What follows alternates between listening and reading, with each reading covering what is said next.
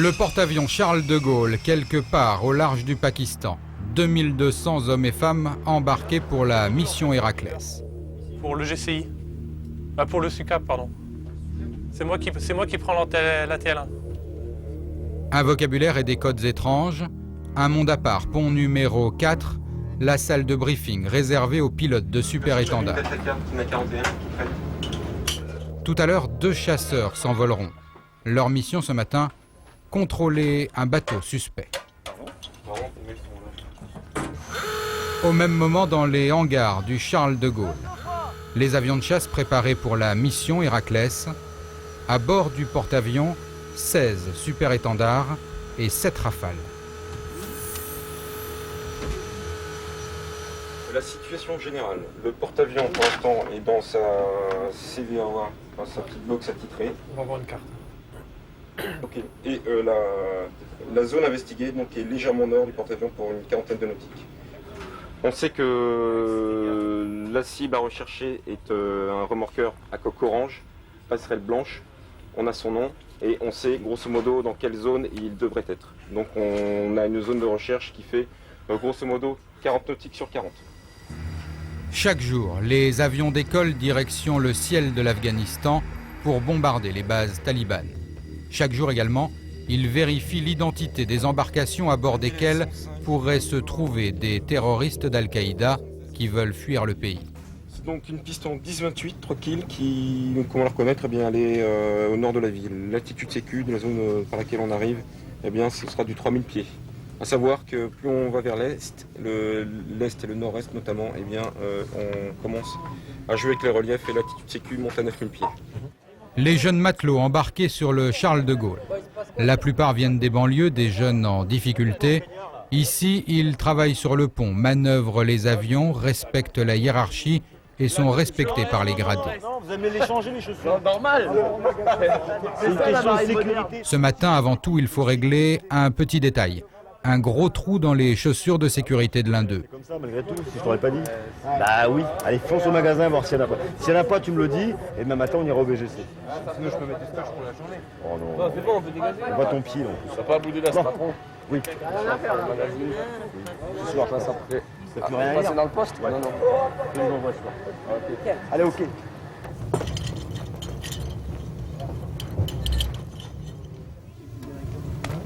Et un couteau, ça sert à quoi le couteau? Le couteau, ça sert à se défendre, c'est nécessaire. Mais bon, ça sert surtout dans l'avion. On est assis sur le canot de sauvetage. Et donc sous les fesses, on a le canot de survie. Et si toutefois il se gonfle d'une manière intempestive, ça permettra de le crever, de manière à éviter d'être compressé dans l'avion. C'est juste pour ça. Et éventuellement, en cas d'évacuation d'urgence de l'avion, s'il y a un amérissage ou quoi que ce soit, si on est bloqué par des sangles, ça permet toujours de couper des sangles pour pouvoir sortir au plus vite de l'avion. C'est une sécurité, ça rassure.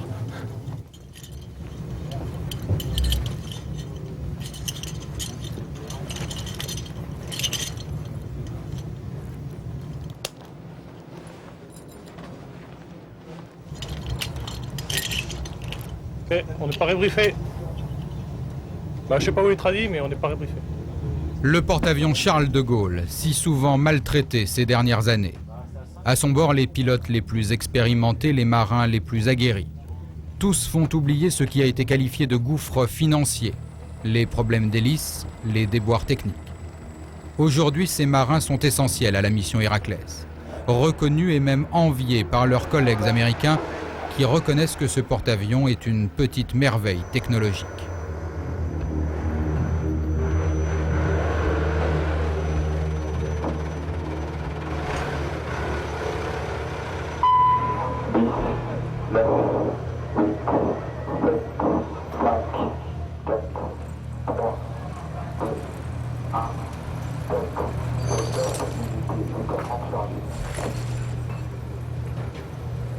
On se dit c'est pas un métier comme les autres qu'on fait, c'est un métier assez important.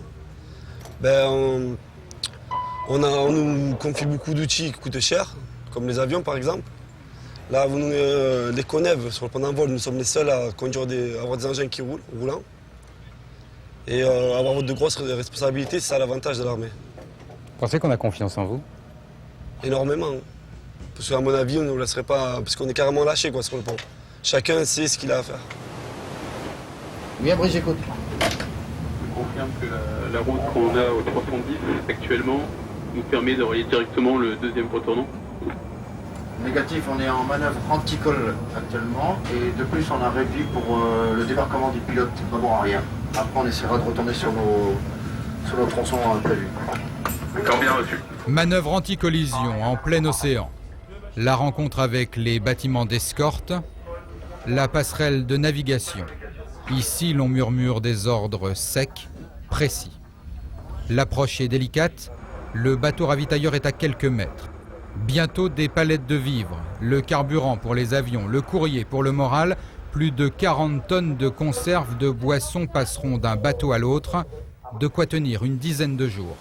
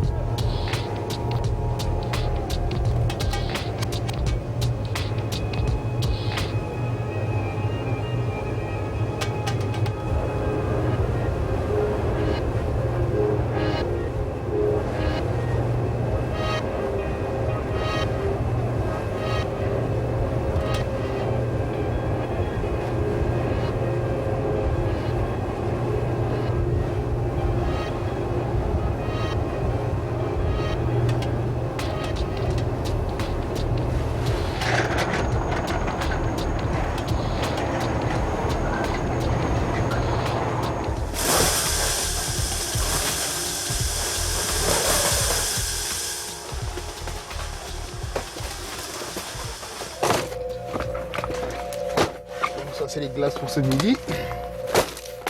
Vous n'avez pas froid ici? Ah non, je suis pas scandinave moi.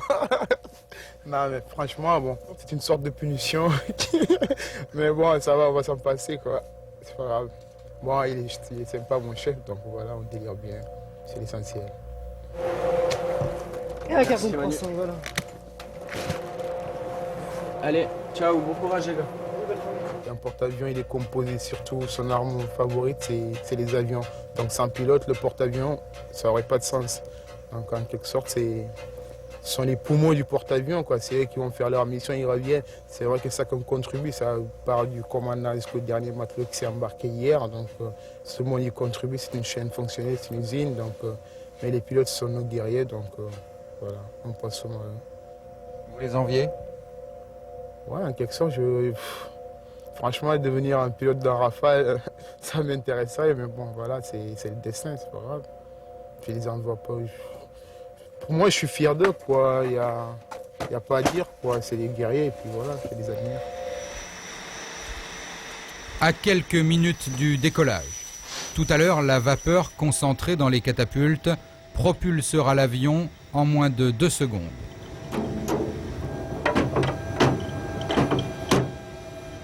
L'accélération est impressionnante. 4 fois la puissance d'une Formule 1. Le pilote est écrasé contre son siège. Alors là, je viens d'inspecter l'avion, même si on a une très bonne confiance dans les mécaniciens. C'est vérifier que tout est bien dans l'avion, qu'il n'y a pas de pièces manquantes, qu'il n'y ait pas quelque chose dans les entrées d'air qui puisse abîmer le réacteur. Ça rassure de faire un tour de l'ensemble de l'avion, c'est réglementaire, de manière à vérifier que tout est paré pour le vol. On est le dernier maillon de la chaîne, c'est la mission du bateau dans son ensemble. Toute la force est là pour les missions que l'état-major nous donne. Et ça part du boulanger qui fait le pain le matin pour le petit déjeuner, jusqu'au technicien sur le pont, jusqu'au pilote qui est effectivement le dernier maillon. Enfin, la mission m'appelle.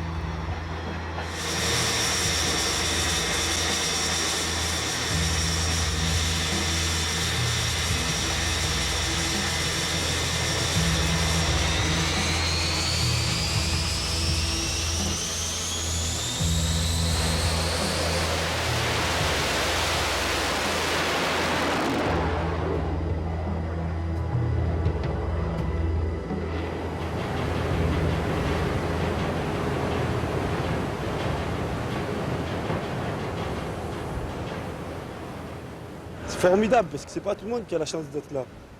Et ben, nous on a la chance et on en profite au maximum. C'est dangereux? Pendant le vol est très dangereux, tous les jours il peut être dangereux. À n'importe quel moment, parce qu'on travaille de jour comme de nuit.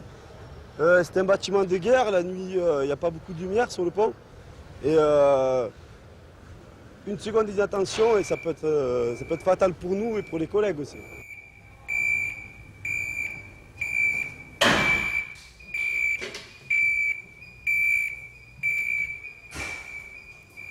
Dave, allez, on nous a commandé 4 bombes là, à faire de suite là.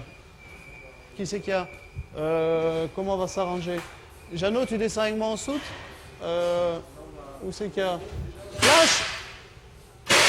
Flash, tu viendras avec moi en soute, là on descend, on va chercher une palette. Ok, tu prépares pour 4 bombes là? Hein? Il y en a un qui se met au tag et au transgerbeur là? Ok. On est parti, Jeannot.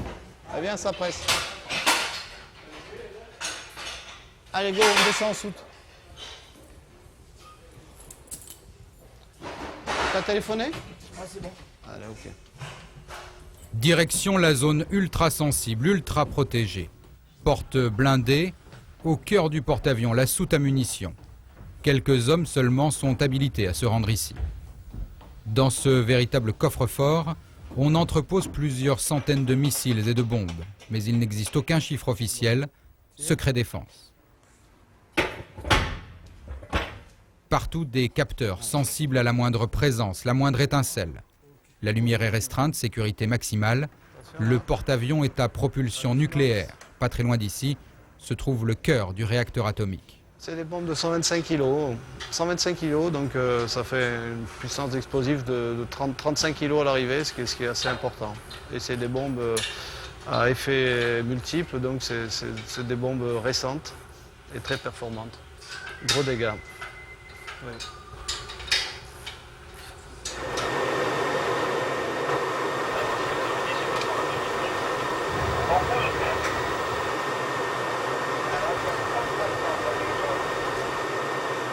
Un peu plus de 2 heures de mission pour la patrouille de super étendards.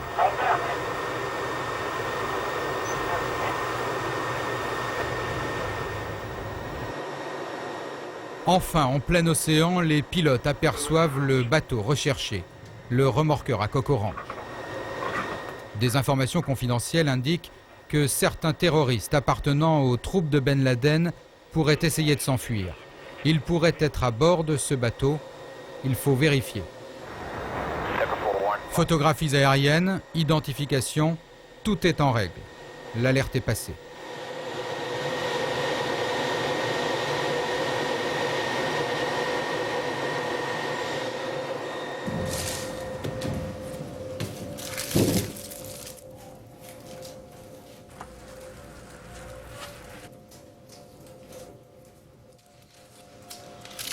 Ça vous arrive d'avoir peur pour les pilotes? Vous y pensez à ça? Surtout quand on entend crash pendant vol, oui. Quand l'avion il a du mal à se poser, ou... ouais. On se demande comment ça va se passer. Ce sont des alertes en fait. Ce sont des alertes, oui. Il n'y a jamais eu d'incident et croisons les doigts pour qu'il n'y en ait pas. C'est vert partout pour tag. Première tentative d'appontage. Des officiers aguerris, des anciens pilotes sont là sur le pont pour guider les chasseurs. Un moment de confusion, le super étendard n'atterrit pas, il recommencera plus tard. L'avion, c'est notre problème, vous, c'est là-bas. Ok? Si jamais vous perdez 1 seconde ou 2 à regarder l'avion pendant que l'officier de pont dit que c'est vert, on perd une passe. Chacun a son job.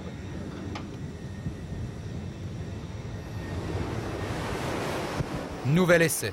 Cette fois, tous les feux sont au vert.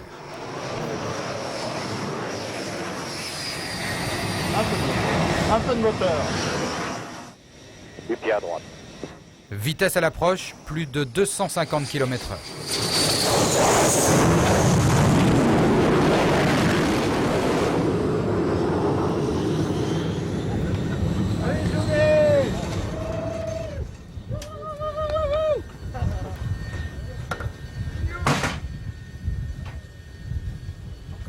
Et voilà.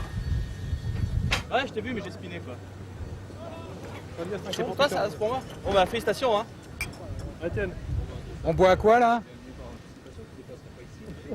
Alors, on boit à mes 2000 heures de vol au total, dont environ 1600 sur super étendard. Voilà, et donc c'est traditionnellement ça se fête, tous les passages des millièmes se fêtent par un petit coup de champagne à l'arrivée de l'avion.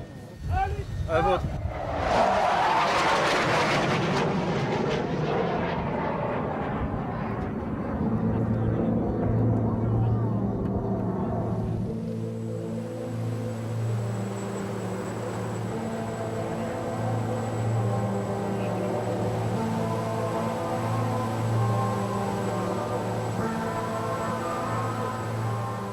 Donc pour le retour vers le bateau, une fois qu'on avait fini la SUCAP, tu avais 2 solutions. Je t'avais dit que tu fais de la manne. La manœuvre, c'est plutôt que rester à 5000 pieds en transit en ligne droite. Hein. Tu aurais pu soit descendre à basse altitude, faire des évolutions, okay, qui est toujours plus intéressant tactiquement pour nous. Okay, soit, et encore plus intéressant, vu que j'avais un pod laser, c'était faire de la manne laser, tu montais au niveau 150. Okay, on va bientôt repartir en Afghanistan, une passe de tir sur le bateau fictive, et on s'entraînait à nouveau. Et moi, c'est ce que je faisais, je monte. Toi, vu que tu es plus rapide, tu passes devant. Okay, on se retrouve comme ça, et là, tu ne me vois plus, tu me cherches partout. Là. Finalement, tu décides de partir, et là, je plonge derrière. Et la seule chance ce qui fait qu'il t'a sauvé à chaque fois, c'est que quand tu es parti, tu as un avion qui est plus manœuvrant et qui s'accélère plus vite que le mien, vu que tu es en petit bidon. Okay, et moi, je n'arrivais pas à prendre de l'angle suffisamment rapidement pour venir te tirer. Okay, mais à un moment, quand même, tu restais quand même sur le deuxième engagement, tu restais quand même assez haut, là, jusqu'au moment où je t'ai vu arriver. Tu es parti en virage à droite, là, j'ai monté le nez. Tac, ce que je pouvais. Là je t'ai accroché au radar, là, je t'avais à 0,5 et j'étais prêt au tir. J'avais juste un peu de delta Z, j'hésitais un peu. Et je pense que j'aurais pu en placer un, tu n'aurais pas grand-chose à dire. Okay, et là, il aurait fallu que tu quittes plus tôt. J'ai l'impression que tu ne savais pas te défaire de cette situation. Donc si tu n'es pas à l'aise là-dedans, ne viens pas la chercher. Dès que tu vois que je renverse, un avion qui renverse à ces vitesses-là, il est mort. C'est une mission cet après-midi opérationnelle au sud de l'Afghanistan. Il nous arrive des fois de faire un jour sans, mais en principe il y a des casques, comme on appelle ça, qui survolent l'Afghanistan tous les jours.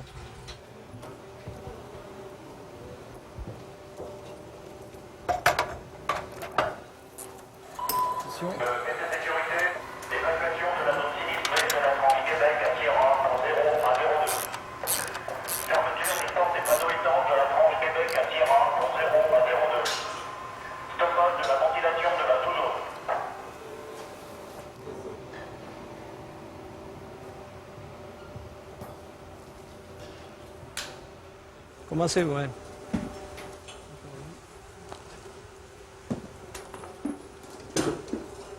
Faut regarder les réglages. Avant qu'on passe le cap d'abord. C'est bon, on va faire comme ça. Voilà, elle est calée là. Vas-y carrément, hein, quand tu la mets. Le moment le plus délicat. On active le déclencheur, mise en instantané.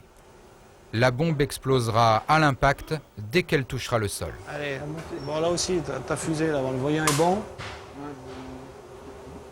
Tu la mets en instantané.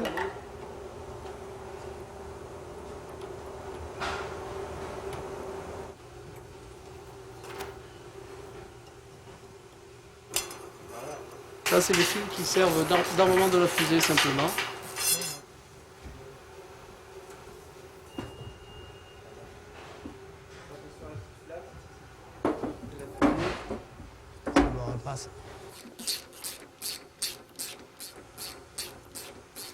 C'est quand les fils commenceront à être armés et tout, que là, on commencera à avoir un danger.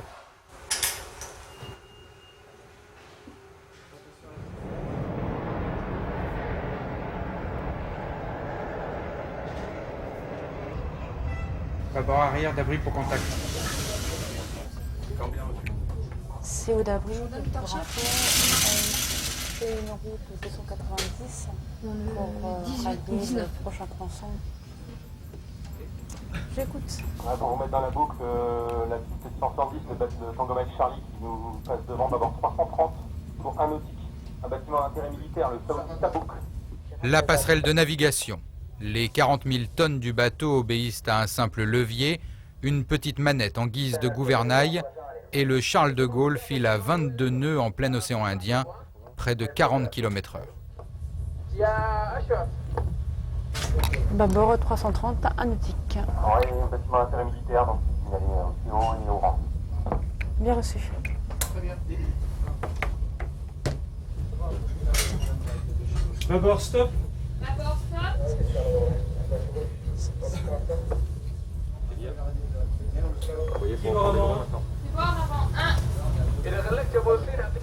Et si jamais tu trouves les planchettes météo, moi je sais pas où est-ce qu'ils sont.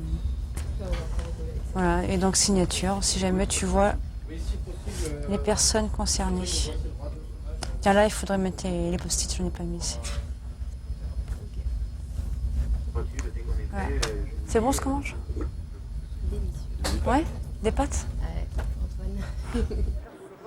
Presque midi. Les marins qui travaillent en soute sur ce porte-avions qui n'a pas un seul hublot en profitent pour mettre le nez dehors. Sur le pont d'envol, à l'heure où l'on oublie le vacarme des réacteurs, c'est aussi l'occasion d'une petite photo souvenir. Ça va, était bien sorti quand on l'avait fait. Oh, mais c'était un pro qui nous l'a fait. Ah, mais moi je suis un pro, c'est pareil. Comment ça, c'est un pro? C'est la même chose. Toi, tu vas trop un pro. Un pro sur Céline. Faut aller sur le Ah ouais, pouvoir. tu vas? Ah ouais. Céline, il va y aller. Tu vas sur le pouvoir? Ouais, je vais en courant. Pourquoi il va bouger le puma?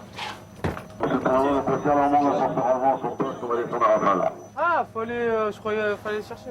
Non, moi j'aimerais bien. Ah bon. Allez, c'est parti. Détente momentanée. Allez au boulot. Il faut s'y remettre. Cet après-midi, les chasseurs partiront bombarder l'Afghanistan. Il faut préparer les appareils, mettre en place les avions avant le déjeuner.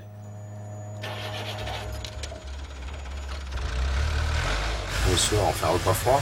Repas froid le soir de la paella. Hein. Ouais. Ok. Le samedi, je... Du canard. Non, je préférerais faire des... Ah ouais. Faire des pommes sarlat. Pommes Avec salardaises. le confit de canard. On échange. Voilà. Pommes salardaises à la place Pommes des salardaises. haricots verts. Et les frites du lendemain. Haricots verts. En face, en haricots verts. Les frites écologiques. Surtout que le soir il y a pizza donc. Voilà. Et là on met pommes salardaises. Ok. Ce qui marche super bien, c'est les frites. C'est les paellas, c'est le couscous, c'est les gros plats comme les spaghettis bolognaise, carbonara. Ça, les gens aiment. Ce qui passe moins bien, c'est les légumes frais. Alors ça passe beaucoup plus facilement, les légumes frais passent beaucoup plus facilement chez les officiers, chez les OMS un peu, mais après chez les jeunes, ils n'aiment pas ça. Hein. Ils commencent à manger des légumes à partir de 30 ans. Avant, ça les intéresse pas, faut du solide, du consistant.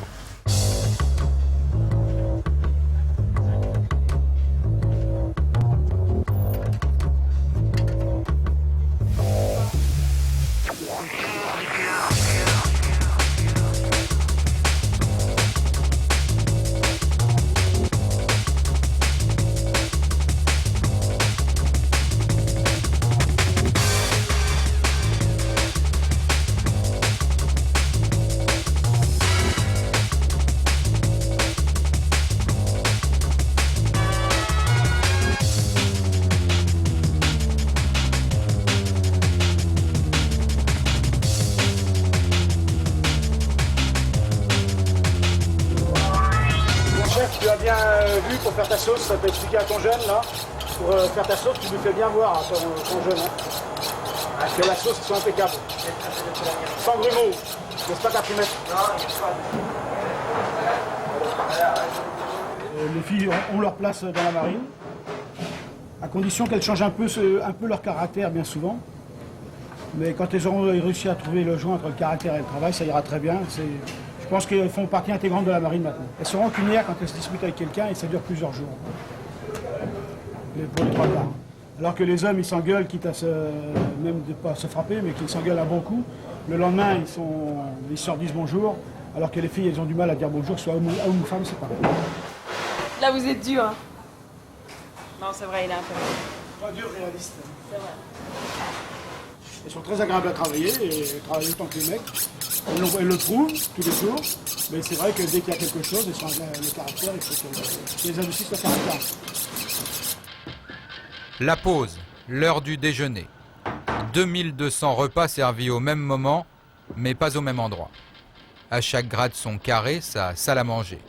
Le snack pour les matelots et les sous-officiers, les restaurants pour les officiers. Même menu pour tout le monde, seule différence, le service. À table pour les uns, au self pour les autres. Bonjour. C'est vrai qu'il y a des pâtes aujourd'hui? C'est vrai qu'il y a des pâtes aujourd'hui? C'est vrai qu'il y a des pâtes aujourd'hui? Ah d'accord. Moi je vais me prendre un truc comme ça aussi.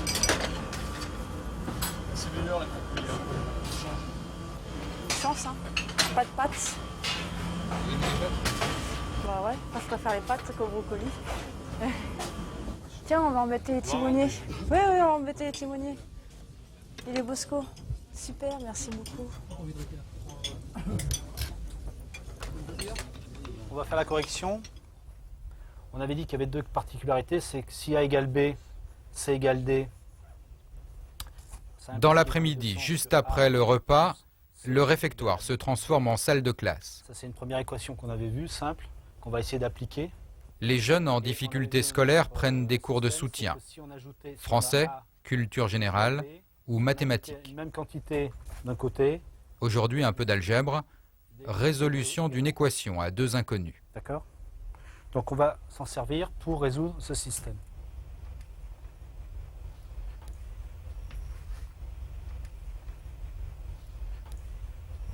On est tous une équipe, donc le but, le temps libre, c'est d'essayer d'aider les gens. Moi j'estime qu'on peut donner 1 heure de son temps pour apporter aux jeunes une certaine instruction, un certain niveau qui leur permet de s'intégrer. Et puis je pense que ça permet d'avoir une relation, ils ont de nous, des officiers, une autre image.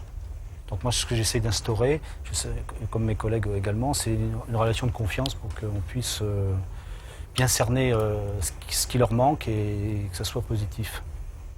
Allez les garçons, là, il ne reste plus qu'un quart d'heure. Il faut terminer ça. Ils nous attendent là-haut.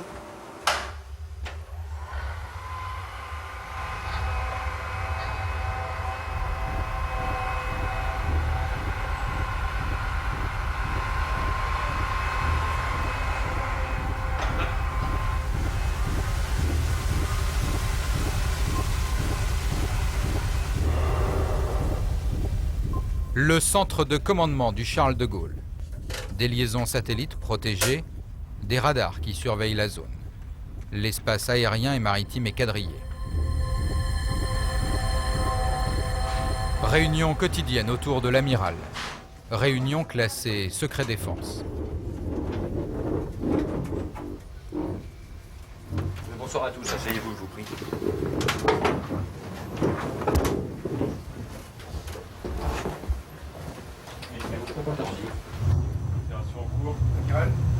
Donc il y a le surcoup fait de grâce qu'on a passé Suez, on l'a passé son suite avec le Guéprat, la frégate Guéprat. Il y a la Somme et le Jules Verne qui sont toujours à Djibouti, le Jules Verne jusqu'au 17, la Somme apparaîtra demain pour des ravitaillements. La frégate La Touche-Tréville est en l'IAO Jax, il a fait des tirs de 100, 20 et 12,7 mm, 2 surpro et un entraînement d'après. Les prévisions, donc du vent faible ou calme, une mer belle un peu agitée, de bonnes vision, un ciel généralement clair, un peu nuageux. Sur l'Afghanistan, 2 images, généralement ça se passe comme ça maintenant. Tôt le matin, ce sont de bonnes conditions. Et puis avec l'apport d'humidité en basse couche, l'évolution diluante près des reliefs, rapidement, ça se gâte. Ça se gâte sous forme de cumulonimbus. Donc il y a 3 heures, et en 3 heures, les cumulonimbus se développent, aussi bien sur les reliefs de l'Afghanistan que sur le Pakistan. Il faudra en tenir compte. Okay, donc Baron, on vient d'avoir la TO, ça s'appelle les Kimono 23, on est tasqué pour une mission d'appui aérien sur l'Afghanistan et un décollage à 14 h. Il faut qu'on respecte un slot là-bas sur zone de 15h30 à 17 h, okay, au profit des troupes au sol éventuelles. Le bateau est à sa position quasiment habituelle d'ici, là, dans le sud du Pakistan. La zone sensible, j'ai sorti la carte. Ici, tu vois que c'est pas facilement exploitable. Donc, avant le briefing, je demande à ce qu'on étudie tous les deux la carte où sont censés être les points chauds en ce moment vis-à-vis des talibans.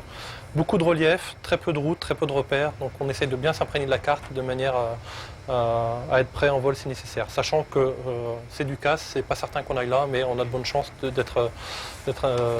demander à aller travailler là-bas. On fait le bilan dans 20 minutes et on se retrouve dans une demi-heure pour le briefing. Des questions ? Parti. On est entraîné, on travaille avec cet armement depuis pas mal de temps, on connaît ses limites, donc on en tient compte pendant la phase de tir. Et cela dit, s'il faut tirer, on tire. On a un objectif qui est assigné, si on est certain de l'avoir reconnu, il n'y a aucune hésitation, on tire. Vous avez des états d'âme ? J'ai pas d'état d'âme, non. Non, je suis payé pour ça, c'est mon métier. Ça me fait pas plaisir de larguer des bombes sur un territoire, ça me fait pas plaisir de voir s'il y a des gens en dessous ou s'il n'y en a pas. Cela dit, ce que je cherche, moi, c'est le maintien de la paix. J'ai 2 enfants, je veux qu'ils vivent tranquilles, je veux qu'ils grandissent comme moi j'ai pu grandir avant. Et pour ça, je veux qu'ils gardent une certaine liberté, une certaine démocratie, qu'actuellement le terrorisme international est en train d'essayer d'ébranler. Et donc c'est là notre but, c'est-à-dire que j'ai aucune hésitation à aller frapper sur le groupe d'Al-Qaïda. On sait que c'est eux qui ont fait de nombreux malheurs dans le monde. Bon, j'ai aucune hésitation à y aller si nécessaire, quoi.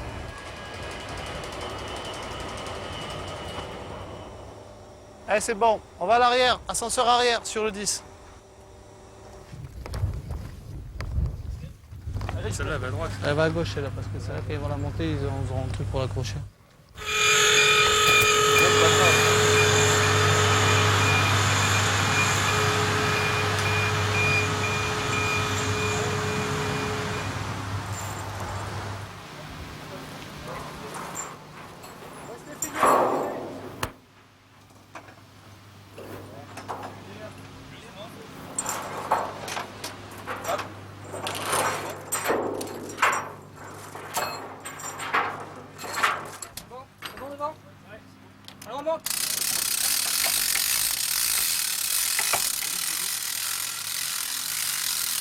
Lève un peu.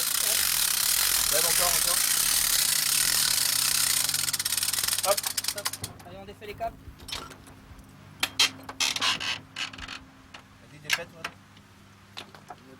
Et là, c'est les gens des flottilles qui accrochent la bombe. C'est la dernière phase. Dans 2 minutes, l'avion pourra partir avec sa bombe, prête à être larguée. Vers toi. Levez. C'est sûr qu'il y aura peut-être, cette bombe va peut-être blesser des personnes, tuer des gens, mais oui, voilà, si on n'est pas en accord avec, on change de métier. Mais bon, ça reste un conflit avec des armes. Les chiens jaunes. Plus d'une centaine d'hommes, ils sont le lien entre le bateau et les avions. Ce sont eux qui donnent l'ordre de catapultage, maître incontesté sur le pont d'envol. Quand on fera la manip sur le 55, on se mettra tous au poste de catapultage. C'est impossible de mettre des saisines sur la catapulte, il n'y a pas de trou au niveau des trains principaux. Ouais, ok. Patron Kerbel sur le 313, on fait le plein. Patron CQ sur le 313, on fait le plein. Les IA on fait le plein du 313. Il y en a combien sur l'avant? Il y en a le même nombre que latéral. Cet après-midi, 10 chasseurs partent pour l'Afghanistan. Fille, t'envoies les 2 premiers là. Ensuite, c'est pas les 2 suivants, ça a changé au dernier moment. Donc tu respectes bien l'ordre de catapulte. Si c'est marqué, je respecte. Tu lui feras une feuille, Marco, s'il te plaît.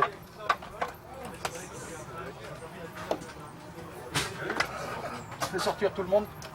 C'est en cours. Allez.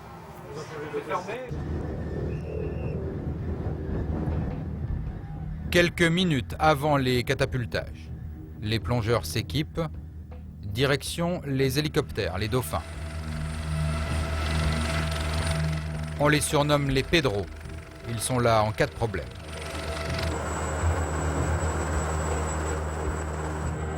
Si un catapultage se passe mal, si un avion tombe à la mer, les plongeurs interviennent.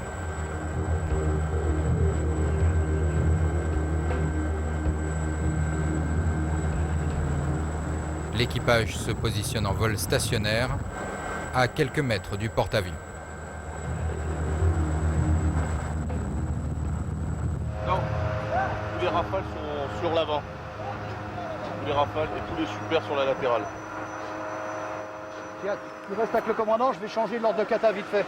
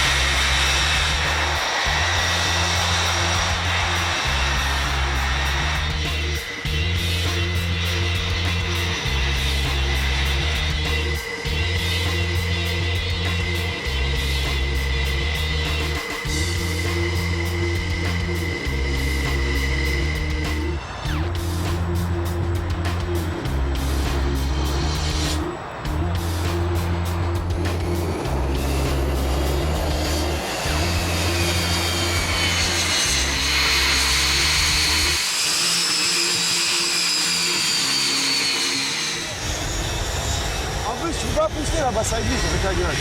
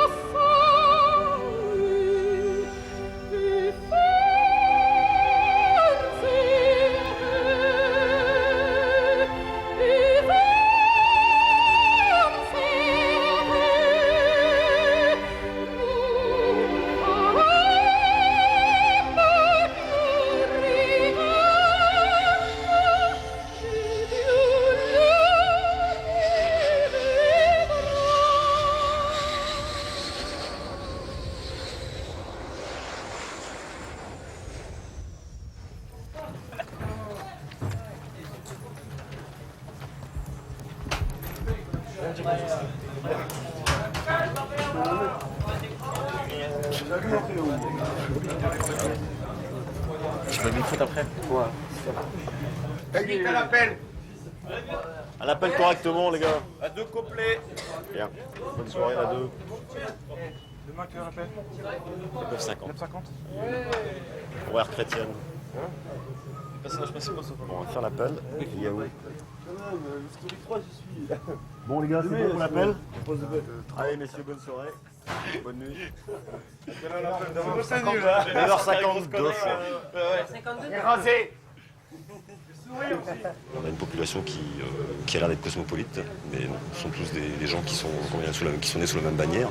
Ce qu'on évite aussi avec eux, c'est ce qu'on appelle vulgairement le délit de sale gueule. Le délit de sale gueule, c'est arrivé précédemment, là, je ne cacherai aucun secret. Et finalement, au début, lorsque cette population est arrivée, on n'avait pas, on l'a peut-être un petit peu plus, enfin moi personnellement, ainsi que mes collègues, on n'avait pas une âme d'éducateur spécialisé. Et au début, il est vrai que le fond, la forme n'a pas été mis, les gens ne se sont pas respectés. Il y a eu beaucoup de on-dit, beaucoup d'internis dès le départ en disant ah, attention, c'est une population de délinquants, c'est une population de dangereux. Bon, finalement, la population dite de délinquants, dite dangereux, elle bosse avec nous, hein, on part avec 90, on rentre avec 90. Et puis bon, l'intégration, oui, c'est un modèle d'intégration, c'est vrai. Ouais, c'est vrai. Tout en haut du porte-avions, au sommet. Dernier pont, le pont numéro 11, isolé. Fin des activités aériennes. Un moment seulement, tout à l'heure, elles reprendront avec la tombée de la nuit. Le silence tout à coup, le bruit du vent, des rires, des sourires et ce sentiment confus. L'équipage décompresse, se détend. De temps en temps, par exemple, juste avant l'escale, je prends plaisir à m'habiller, à voir comment je serai, quels vêtements je porterai. Et d'ailleurs, c'est très agréable de se sentir avec des vêtements civils, avec des jupes, avec des vêtements typiquement féminins, contrairement à cette combinaison. On se sent redevenir quelqu'un d'autre à ce moment-là. Oui. Oui, on se sent civil. Vous aimez bien l'endroit où on est là? Ouais, je viens souvent ici. Quand je viens prendre l'air, quand le temps est moins humide et moins chaud, je viens souvent ici pour contempler la mer, pour être seule aussi, car j'aime ça. Et puis de temps en temps, j'apporte ma guitare, parce que j'ai une guitare. Et je viens jouer ici. Ou alors je viens lire. Et puis il n'y a jamais personne ici. C'est l'endroit idéal pour se retrouver. C'est votre petit jardin secret? Oui. Chut.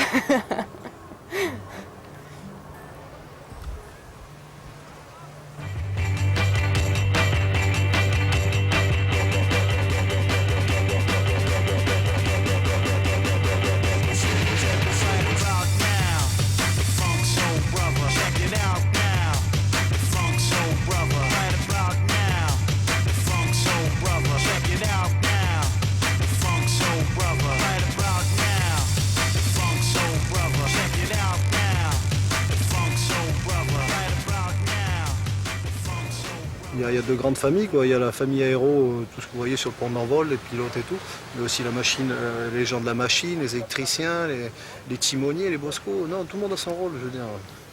On n'est qu'un petit maillon, pas un maillon important, un tout petit maillon, une grande chaîne.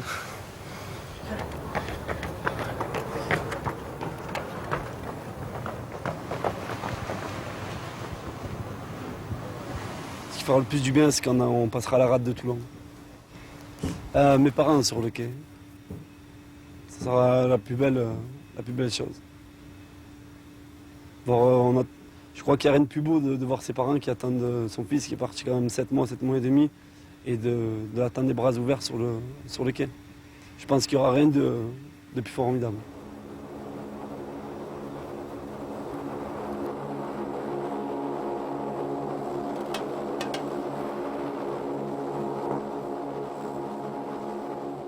Ce soir, l'amiral donne un dernier ordre. Décollage des avions de renseignement, les Hawkeye. Cette nuit, ces avions radars survoleront l'Afghanistan. Cette nuit, leurs photos, leurs données seront analysées. Demain, les chasseurs, les guerriers partiront à leur tour. Demain seulement. Demain, l'un des derniers vols, dernière opération avant le retour en France, attendu. La phase des retrouvailles, c'est quelque chose d'extraordinaire. Et quand les enfants nous courent dans les bras, et c'est magique. C'est dur à expliquer, il faut le vivre. C'est un grand moment d'émotion. Un truc, il faut avoir été séparé pendant longtemps, loin de ses enfants, dans des situations un peu exceptionnelles comme ça, pour comprendre ce qu'on ressent lorsqu'on rentre à la maison, tous ensemble, qu'on retrouve nos enfants qui nous attendent là, notre femme, et qu'on rentre à la maison C'est un moment inoubliable, c'est un grand moment de bonheur de famille.